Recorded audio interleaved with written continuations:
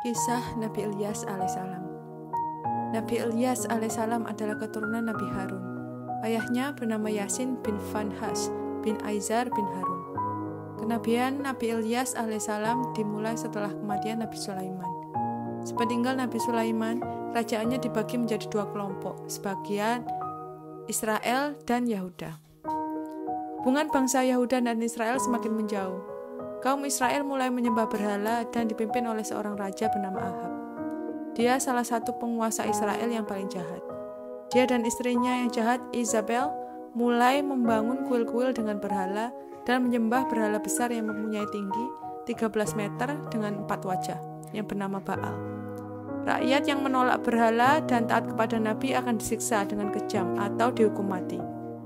Nabi Ilyas alaihissalam memanggil mereka kepada kebenaran, melarang mereka menyembah berhala, dan memperingatkan mereka dari siksa Allah SWT.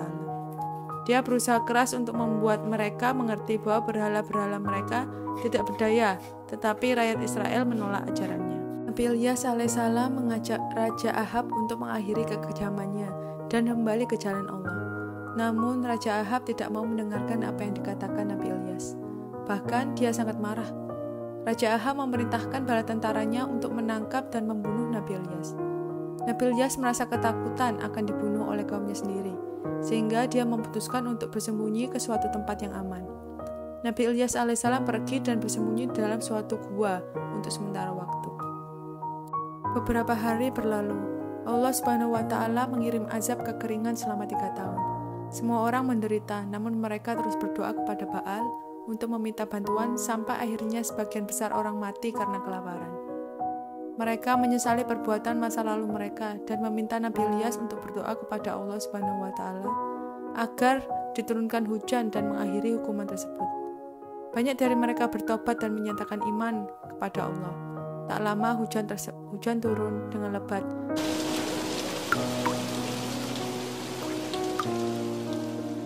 Dan lahan pertanian kembali subur.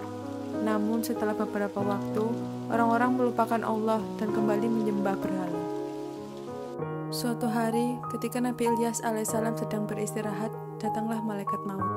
Nabi Ilyas alaihissalam menjadi sedih dan menangis saat mendengar perkataan malaikat. Malaikat bertanya, "Mengapa kau menangis? Apa kau takut menghadapi kematian?" Nabi menjawab, "Tidak. Tidak ada satupun yang aku sesali kecuali karena tidak bisa lagi berzikir kepada Allah. Sementara yang masih hidup bisa terus berzikir memuji Allah." Saat itu Allah SWT memerintahkan malaikat maut agar menunda dan memberi kesempatan kepada Nabi Ilyas alaihissalam berzikir sesuai dengan permintaannya.